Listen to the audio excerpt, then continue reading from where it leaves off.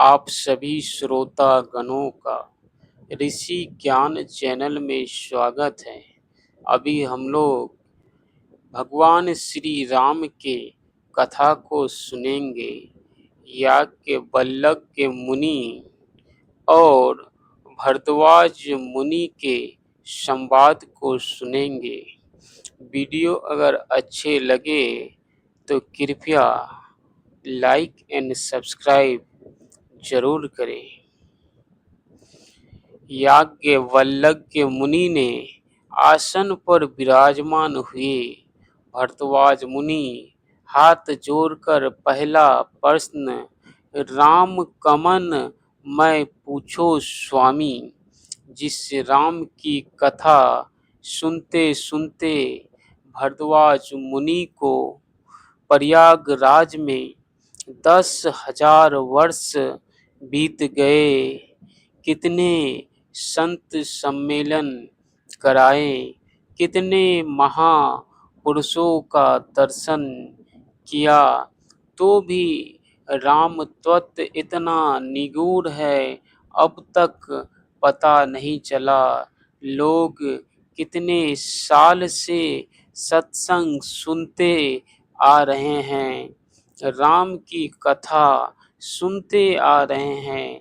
हमारा संशय कैसे दूर होगा, हमारा संशय तुरंत दूर कैसे हो जाएगा, हम कैसे राम को समझ पाएंगे। राम को समझना इतना आसान है। जग पे खन तुम देख निहारे, विधि हरि शंभु नचावो।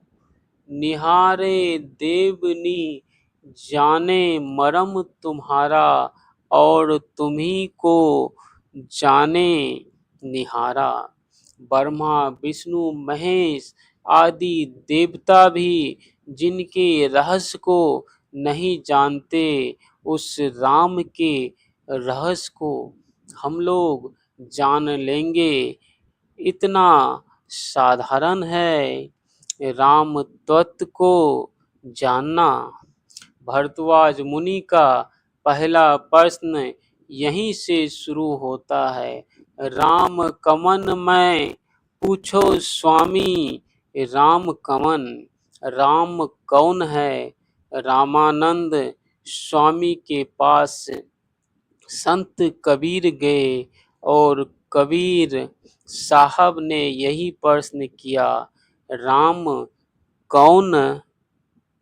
रामानंद स्वामी ने कहा, राम तो एक ही है, तुम क्या पूछ रहे हो? राम कौन? तुम कितने राम के विषय में जानते हो? संत कबीर साहब ने कहा, मैं तो 4 राम को जानता हूँ। एक राम दशरथ घर डोले, एक राम घट घट बोले, एक राम का सकल पसारा, एक राम है सबसे न्यारा। इन चारों में बताइए असली राम कौन है? रामानंद स्वामी भी कम नहीं थे। उन्होंने संत कबीर साहब से कहा, जो राम दशरथ घर डोले वही राम सूक्ष्म रूप से घट घट बोले। उसी राम ने संसार को बनाया और वही राम संसार में व्यापक होकर सबसे बड़े भी है। एक राम है सबसे न्यारा, राम 4 नहीं, राम तो एक ही है, वह ही संभवामी युगे युगे।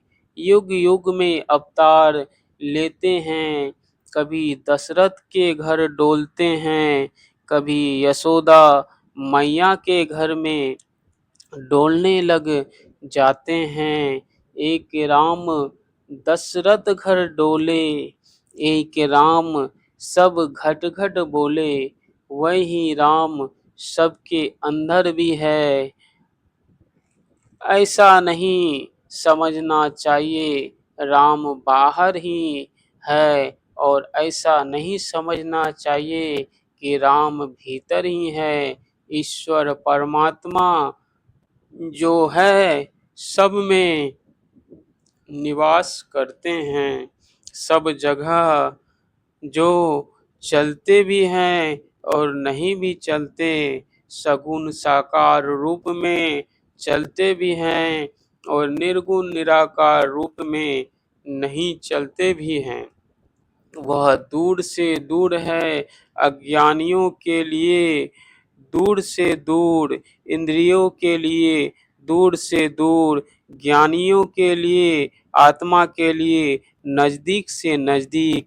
वह सबके अंदर भी है और सबके बाहर भी।